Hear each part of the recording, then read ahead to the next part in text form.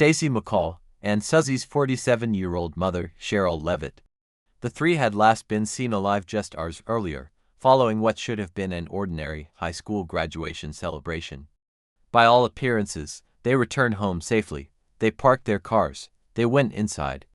And then, without explanation, they disappeared.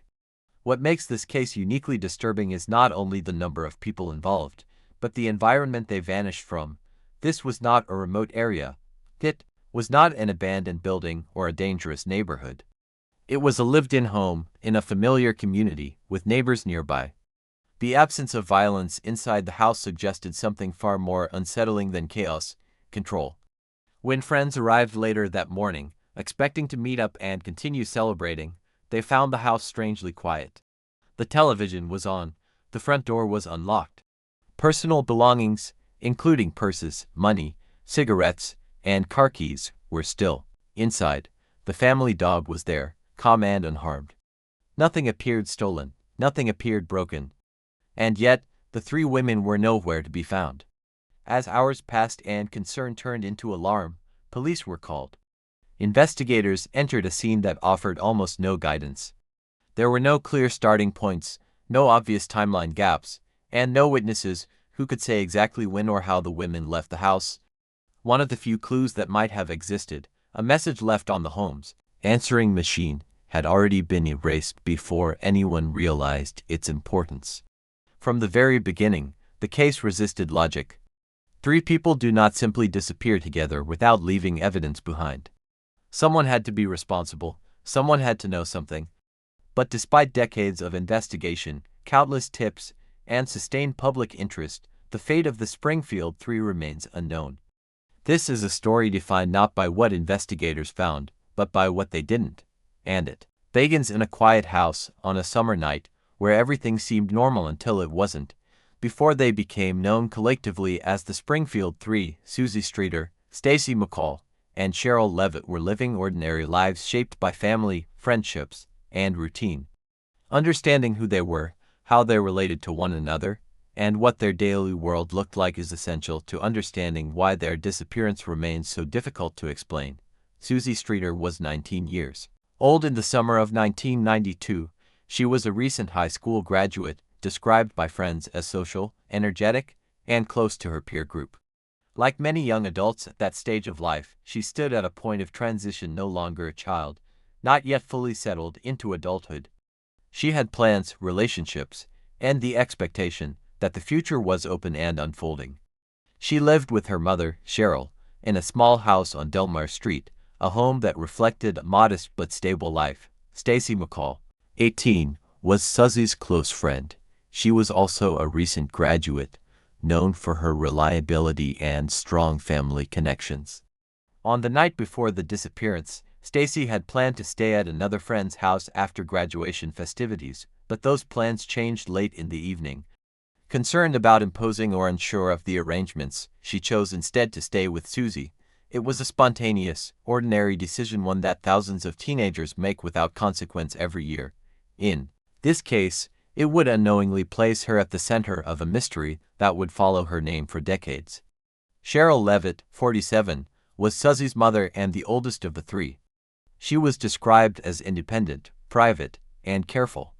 Friends and neighbors characterized her as someone who valued order and safety. She was not known to open her door to strangers casually, especially late at night. This detail would later become a central point of discussion, because any scenario that involved an unknown visitor required explaining how that person gained access to the home without force. The relationships between the three women were familiar and uncomplicated. There was no known conflict between mother and daughter, no reported tension between Suzie and Stacy, and no evidence of outside disputes that could easily explain a shared disappearance. They were not involved in criminal activity. They were not known to associate with dangerous individuals. Their lives did not suggest risk. The house itself reflected this normalcy. It was lived in, not chaotic. It was the kind of place friends could stop by, where routines were established, and where nothing about the setting hinted at danger. That normal environment would later become one of the most unsettling aspects of the case. Disappearances often carry warning signs, patterns of instability, isolation, or threat. Here, those indicators were largely absent. What investigators were left with, even in the earliest days, was a portrait of three people whose lives did not point naturally toward disappearance. They were connected, grounded, and anchored to their community. The fact that all three vanished together, without explanation, from a setting that should have been safe, would only deepen the mystery and complicate every theory that followed. Their ordinary lives are what make this case extraordinary. And it is precisely that contrast between stability and sudden absence that continues to haunt those who try to understand what happened inside that house on Delmar Street. The night of June 6, 1992, began with celebration. For Suzie Streeter and Stacy McCall, it was the culmination of years of school, friendships, and anticipation. Graduation night carried the familiar rhythm of photos, parties, and short stops at friends' homes. Nothing about the evening suggested danger. In fact, the timeline of that night is one of the most clearly established elements of the entire case, yet it leads directly into a complete absence of answers.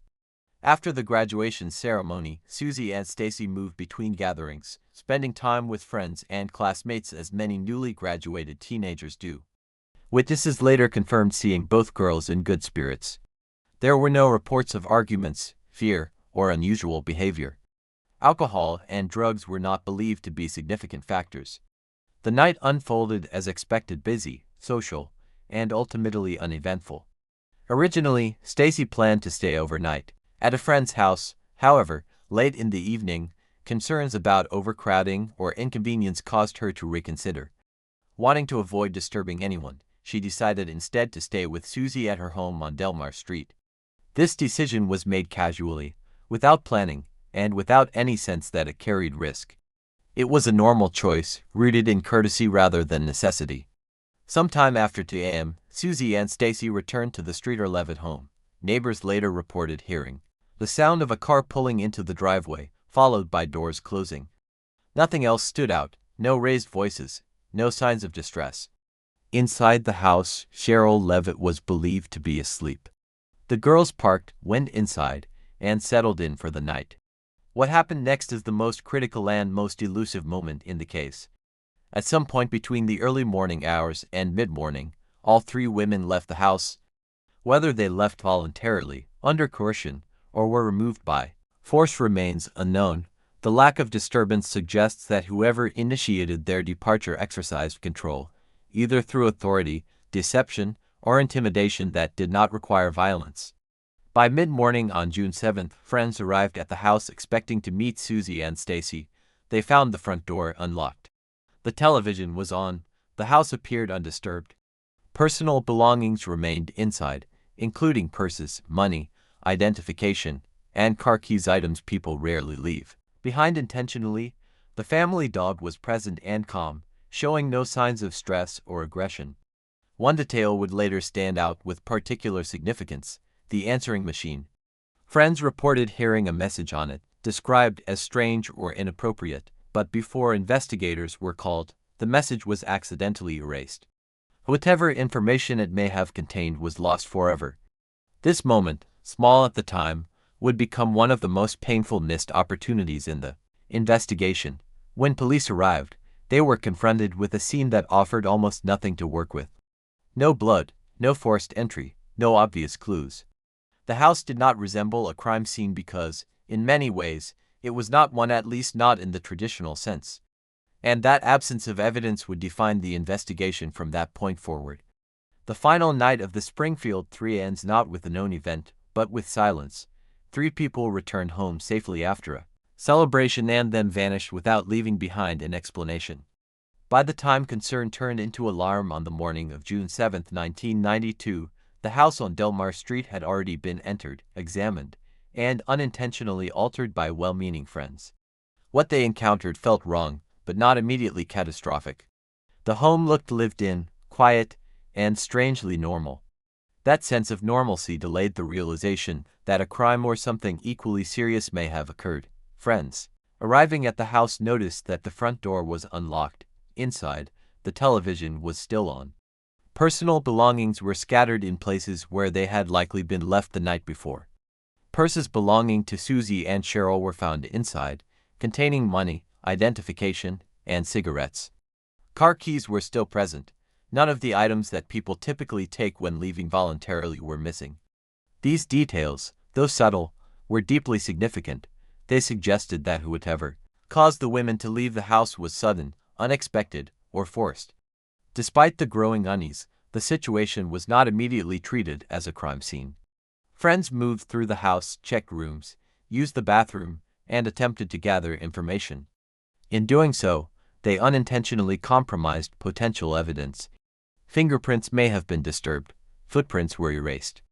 The answering machine message, one of the few unusual elements noticed, was erased before law enforcement could listen to it. At the time, no one understood how crucial that message might become. When police were finally contacted, they arrived at a location that offered few clear investigative anchors. The absence of forced entry raised difficult questions. Sherrill Levitt was known to be cautious and unlikely to open her door to strangers, especially late at night. This suggested that whoever entered the home or convinced the women to leave may have been someone familiar, or someone presenting themselves as an authority figure. The calm state of the house also complicated matters. There were no signs of struggle, no broken furniture, no visible blood. The dog showed no signs of distress. This lack of chaos pointed toward a controlled situation rather than a spontaneous act of violence. Investigators had to consider scenarios involving coercion, deception, or intimidation, methods that leave little physical evidence behind. The early handling of the scene would later become one of the most scrutinized aspects of the case. While no one acted with malicious intent, the delay in securing the home and the loss of potential evidence created gaps that could never be fully repaired. In cases where evidence is already scarce, even small losses can have lasting consequences.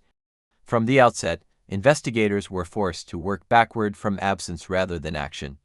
They had no confirmed time of departure, no known suspect, and no physical trail to follow. The house itself, once a potential source of answers, became a symbol of how quickly opportunity can be lost. As the investigation expanded beyond Delmar Street, law enforcement faced an unsettling reality. 3 people had disappeared together, and the place where it happened offered almost nothing in return. As the disappearance of Suzie Streeter, Stacy McCall, and Sherrill Levitt became undeniable, law enforcement in Springfield faced an investigative challenge that was both unusual and deeply unsettling. From the very beginning, the case lacked the elements investigators are trained to rely on. There was no crime scene in the traditional sense, there was no clear timeline of violence, and there was no obvious explanation for how 3 individuals could leave a secure home together without leaving behind signs of resistance. One of the first conclusions investigators reached was that the women likely did not leave voluntarily. The presence of their purses, money, identification, and car keys inside the house strongly suggested this. These are items people instinctively take with them, even when leaving briefly. The fact that all 3 sets of belongings were left behind made the idea of a spontaneous departure increasingly implausible. Investigators began focusing on the concept of control. Whoever caused the women to leave the house or removed them from it likely exercised authority without resorting to physical force. This could have taken the form of impersonating the law enforcement officer, presenting a credible emergency, or exploiting trust. The calm condition of the home suggested compliance rather than chaos. No overturned furniture, no broken objects, and no defensive injuries indicated that the women were subdued psychologically rather than physically. Another early concern was timing. With no confirmed moment of departure, investigators could not narrow down a precise window. The disappearance may have occurred shortly after the girls returned home, or hours later. This uncertainty complicated witness canvassing and made it difficult to determine whether neighbors might have seen or heard something relevant. Police conducted extensive interviews with friends, family members, and acquaintances. The social circles of Suzie and Stacy were examined closely, particularly individuals present during graduation night. None of the interviews produced a suspect or revealed a credible motive. Background checks failed to identify anyone with a clear reason to target all 3 women simultaneously. Attention also turned to the neighborhood.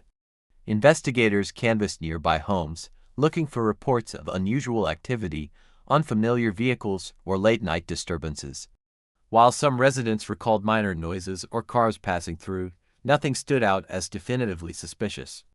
The absence of eyewitness accounts further reinforced the idea that the removal had been swift and controlled.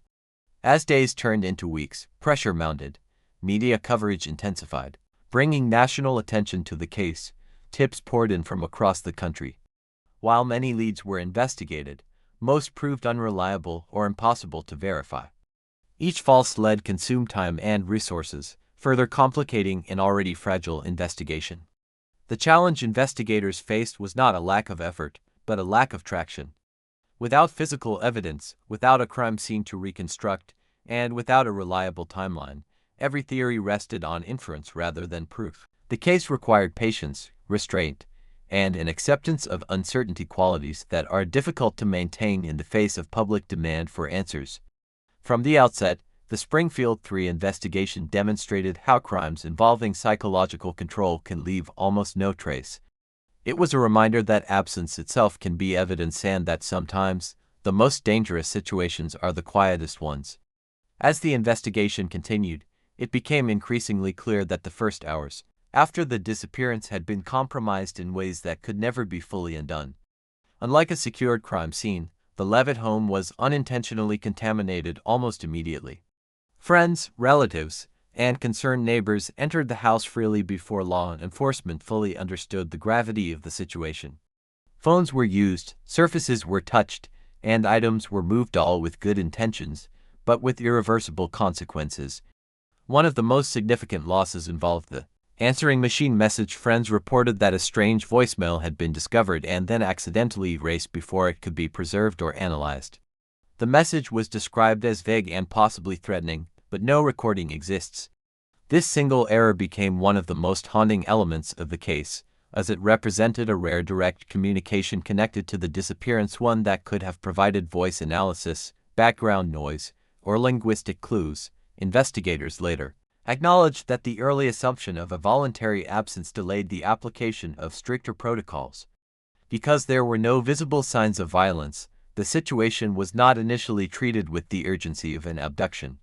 This hesitation allowed crucial hours to pass without perimeter control, forensic documentation, or systematic evidence collection. Another missed opportunity involved the handling of tips. The sheer volume of information overwhelmed local law enforcement, and without advanced case management systems, some leads were delayed or deprioritized. While many tips were speculative or unreliable, even one overlooked detail could have altered the course of the investigation. The lack of interagency coordination in the earliest stages also limited the case. Federal resources and behavioral analysis units were not immediately engaged. By the time broader support was fully mobilized, the trail had grown cold, and the probability of recovering physical evidence had diminished significantly. Despite these setbacks, investigators continued working the case methodically. Files were reviewed, interviews were reconducted, and timelines were reassessed. But the damage caused by early contamination could not be reversed. Each unanswered question became heavier, not because it lacked importance, but because it might have once had an answer. The Springfield 3 case illustrates how critical the first response is in missing persons investigations. Small decisions made under uncertainty can shape the outcome of an entire case. In this instance, the absence of violence created a false sense of normalcy, one that allowed vital evidence to slip away unnoticed. As time passed, the investigation shifted from reactive to reflective. Detectives were forced to confront not only what they knew, but what they would never know. And in that space of uncertainty, the case began its transformation from an active investigation into one of the most enduring mysteries in American true crime history.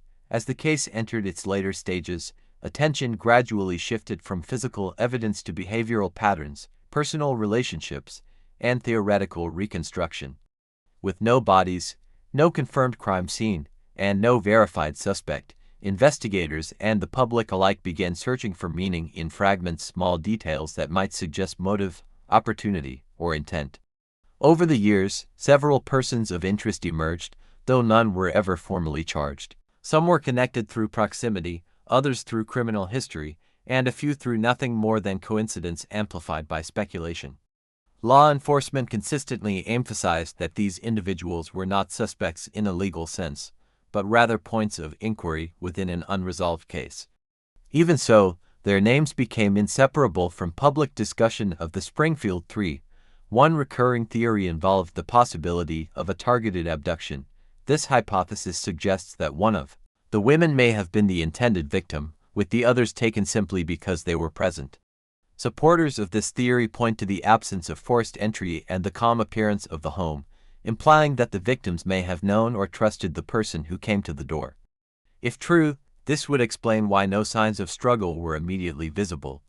Another theory proposed a random act of violence and opportunistic crime carried out by someone who encountered the women by chance. Critics of this idea argue that such randomness would likely have resulted in noise, witnesses, or physical evidence, none of which were documented.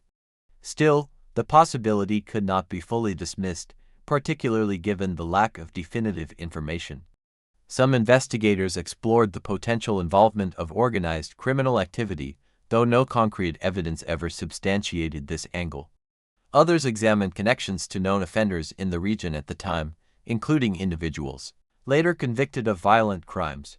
While timelines and behavioral patterns were compared, no link was ever strong enough to withstand scrutiny.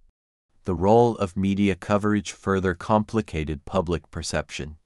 As the case gained national attention, theories multiplied, some grounded in fact, others driven by imagination. Online forums, documentaries, and amateur investigations contributed to a parallel narrative that often blurred the line between analysis and conjecture. For the families, this constant speculation became a source of both hope and pain, as each new theory promised answers while rarely delivering them. Law enforcement maintained a careful balance, acknowledging public interest while resisting pressure to confirm unverified claims. Officials repeatedly stated that speculation, while understandable, could distract from legitimate investigative avenues. Yet in the absence of resolution, speculation became inevitable. What makes the Springfield Three case particularly unsettling is that none of the prevailing theories can be conclusively proven or disproven. Each explains certain elements while leaving others unanswered. The truth, whatever it may be, remains concealed behind a sequence of unknown decisions, unrecorded moments, and lost opportunities. As years turned into decades, the focus shifted once again from identifying suspects to preserving the integrity of the case itself. Ensuring that facts remained distinguishable from rumor became a priority, especially as the original investigators retired and new generations encountered the case through secondary sources. In this unresolved space, the Springfield Three continued to exist not only as victims of a possible crime, but as symbols of how uncertainty can persist even in the presence of intense scrutiny. Their disappearance challenges the assumption that time always brings clarity and reminds us that some truths remain hidden, not because they are forgotten, but because they were never fully seen in the first place. As the years passed with no arrests and no definitive answers, the disappearance of the Springfield Three settled into a different phase, one defined not by active pursuit, but by endurance. For the families left behind, time did not heal in any traditional sense. Instead, it created a prolonged state of waiting, where grief existed without closure and hope remained suspended between possibility and resignation. Unlike cases where remains are recovered or facts eventually surface, the absence of any physical resolution forced the families into an emotional limbo. Birthdays passed, holidays arrived and ended. Life continued outwardly, while internally the question remained unchanged. What happened that night? Without confirmation of death or survival, mourning itself became incomplete. There was nothing final to accept, nothing definitive to grieve. Public interest in the case ebbed and flowed over the decades, often reignited by anniversaries, documentaries, or renewed media attention. Each resurgence brought with it a mix of renewed hope and emotional exhaustion for those closest to the case.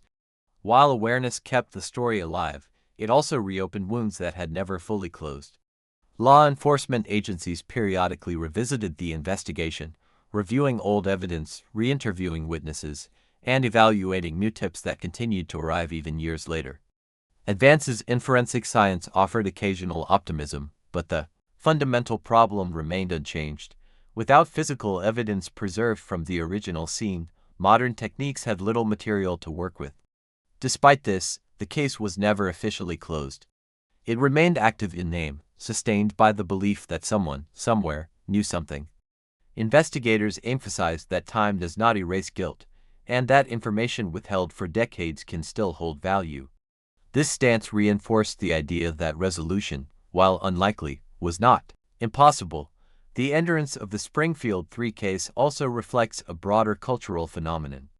In the absence of answers, the public becomes a custodian of memory. Through books, documentaries, podcasts, and long-form investigations, the case has been passed from one generation to the next. Each retelling preserves the details, reinforces the unanswered questions, and ensures that the victims are not reduced to statistics. Yet memory alone cannot substitute for truth. What makes this case particularly haunting is not simply that 3 women vanished, but that they vanished completely without explanation, without evidence, and without accountability. Their disappearance defies the patterns investigators rely upon, leaving behind a narrative defined more by absence than by action. In this way, the passage of time has transformed the Springfield 3 from individuals caught in a single tragic moment into a lasting symbol of unresolved justice. Their story endures not because it has been solved, but because it has not, and as long as the questions remain unanswered, the case continues to demand attention not out of curiosity, but out of responsibility to those who were lost and those who continue to wait. More than 3 decades after their disappearance, the case of the Springfield 3 continues to matter not only because it remains unsolved, but because it represents a critical intersection between human vulnerability, investigative limitation, and collective responsibility. This is not a case frozen in the past. It is one that continues to influence how disappearances are understood, investigated, and remembered. At its core, the case challenges assumptions about safety and familiarity. The disappearance occurred in a private residence in a quiet neighborhood, with no signs of forced entry or immediate danger. This reality unsettles deeply held beliefs about where threats exist and how they manifest. It reminds us that danger does not always announce itself with violence or chaos. Sometimes, it arrives quietly, without leaving visible traces behind. The Springfield 3 also highlight the importance of early investigative protocols. Modern law enforcement training now emphasizes rapid scene control, evidence preservation, and immediate interagency coordination procedures shaped in part by lessons learned from cases like this one. While these improvements cannot undo the past, they serve as a form of legacy, ensuring that future investigations are better equipped to prevent similar losses. For families of missing persons, the case has become a point of identification and solidarity. It validates the reality that unresolved disappearances are not rare anomalies, but ongoing human crises. The emotional toll of not knowing, of living without certainty, has gained greater recognition in recent years, largely due to long-standing cases that refuse to fade quietly into history. Public engagement has also evolved. Rather than passive consumption of mystery, audiences increasingly seek factual, ethical, and victim-centered storytelling. The continued interest in the Springfield 3 reflects a shift toward deeper analysis rather than sensationalism. It suggests a growing awareness that unresolved cases deserve patience, accuracy, and respect, not speculation for entertainment. The case further underscores the role of memory in justice. While time can weaken evidence, it does not diminish responsibility. Someone, somewhere, carries knowledge of what happened. The persistence of this story keeps pressure alive, however subtle, reinforcing the idea that silence is not the same as resolution. Ultimately, the Springfield 3 matter because their disappearance represents a failure not of concern, but of certainty. They remind us that even with attention, resources, and time, some truths remain hidden. And yet, acknowledging that uncertainty does not mean accepting it. As long as their names are spoken, their story examined, and their absence felt, the case remains open in the most important sense. It continues to ask the same unanswered question, not as a mystery to be consumed, but as a responsibility to be carried forward. What makes the Springfield 3 case uniquely disturbing, even among other unresolved disappearances, is the complete absence of traditional endpoints. There were no bodies recovered, no confirmed crime scene beyond a quiet home, no confession, and no single moment that allowed investigators or families to draw a line between before and after. The case exists entirely in the unresolved space between possibility and reality. In most criminal investigations, even those that remain unsolved, there is at least one fixed conclusion, a discovery, an arrest, or a confirmed outcome. Here, there is none. The disappearance did not end the story. It suspended it indefinitely. This lack of finality has shaped how the case is remembered and why it continues to generate unease decades later. The absence of physical remains has also prevented the application of many forensic tools that often bring clarity over time. Without bodies, investigators cannot establish cause of death, time of death, or confirm whether the victims are deceased at all. This uncertainty complicates not only legal proceedings, but emotional closure. Families are left without answers that would normally mark the beginning of healing. From an investigative standpoint, the lack of a confession has been equally limiting. Confessions, even partial ones, often provide structure, names, locations, sequences of events. In this case, no such narrative exists. Law enforcement has never been able to confirm who was involved, how many people may have participated, or what ultimately happened after the women left the home. The silence surrounding the case is striking. Despite extensive media coverage and public awareness, no individual has come forward with information substantial enough to resolve the mystery. This has led investigators to believe that fear, loyalty, or guilt may still be playing a role even decades later. Silence, in this context, becomes a form of evidence suggesting not absence of knowledge, but reluctance to share it. For the families, this prolonged uncertainty creates a distinct form of grief. Without confirmation of death, there is no funeral, no final ritual, no moment to say goodbye.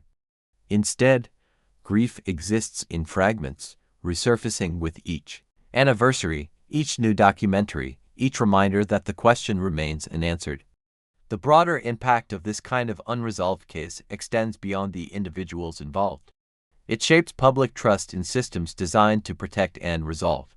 It forces uncomfortable conversations about preparedness, response time, and the limits of even well-intentioned investigations.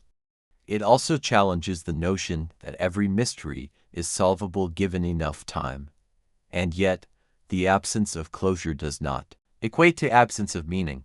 The Springfield 3 case has become a reference point in criminal investigation training, a reminder of how quickly opportunities can be lost and how silence can endure. It has influenced protocols, awareness campaigns, and public understanding of missing persons cases. In the end, the case stands as a stark reminder that justice is not guaranteed by attention alone. Sometimes it depends on a single moment, a single decision, or a single voice willing to speak. Until that moment arrives, the disappearance of the Springfield 3 remains unresolved, not forgotten, not dismissed, but waiting. When a case remains unresolved for decades, it forces a different kind of reckoning. The disappearance of the Springfield 3 leaves behind more than unanswered questions. It leaves behind an enduring absence that reshapes how loss is understood. There is no single event to point to, no definitive truth to absorb. What remains is the weight of not knowing, carried quietly over time. This case challenges the expectation that every story has an ending. In reality, some narratives simply stop without explanation, leaving those who remain to interpret the silence. For the families, that silence has been constant. It has shaped birthdays, holidays, and the passage of years, always present, always unresolved. Their endurance speaks not to closure, but to resilience in the face of permanent uncertainty. For investigators, the case represents the limits of method and technology. It serves as a reminder that even with dedication and resources, some truths evade discovery. This is not a failure of effort, but a confrontation with reality. Investigations are shaped by timing, chance, and the fragile nature of evidence. Once lost, some answers cannot be recovered. From a broader perspective, the Springfield 3 compel us to reflect on how society engages with unresolved cases. There is a responsibility to remember without exploiting, to analyze without speculating, and to keep attention focused on facts rather than narratives built from assumption. Ethical storytelling matters most when answers are absent. The continued interest in this case is not driven solely by mystery, but by empathy. It is rooted in the recognition that 3 ordinary lives vanished without explanation, and that their absence continues to ripple outward. Remembering them is not an act of curiosity, it is an act of respect. In the end, what remains is a question still. waiting to be answered. Someone, somewhere, holds information that could change everything. Until that truth is revealed, the Springfield Three exists not as a solved chapter in history, but as a reminder that justice, when delayed, becomes a shared responsibility. Their story remains open not because it lacks significance, but because it demands it. As this documentary comes to a close, the story of the Springfield Three does not resolve, it endures. And perhaps that is the most unsettling truth of all. In cases like this, memory becomes the final remaining structure when evidence fades and answers refuse to surface. What we choose to remember, and how we choose to remember it, becomes an act of responsibility rather than reflection. The disappearance of Sherrill Levitt, Suzie Streeter, and Stacy McCall is not sustained by spectacle, but by absence. Their lives did not end with confirmation, headlines, or closure. Instead, they slipped quietly into uncertainty, leaving behind families, investigators, and a public still searching for meaning in what was left behind. This case reminds us that justice is not always loud. Sometimes it exists in persistence and the refusal to allow unanswered questions to dissolve into indifference. Each retelling, when done with care and restraint, reinforces the idea that unresolved does not mean forgotten. There is also a lesson here about humility. Not every mystery bends to logic or time. Some remain resistant, not because they are beyond understanding, but because the conditions for truth were lost in moments that can never be revisited. Accepting this does not mean surrendering hope, it means acknowledging complexity. As viewers, listeners, and witnesses to this story, our role is limited but meaningful. We cannot solve what has resisted decades of investigation. But we can ensure accuracy, preserve dignity, and keep the focus where it belongs, on the lives that vanished, not the speculation that surrounds them. Until the day answers emerge, if they ever do, the Springfield Three remain part of an open question shared by many. Their story continues not as a conclusion, but as a quiet reminder. Some truths wait not for time, but for courage. And until that moment arrives, remembering them is not optional, it is essential.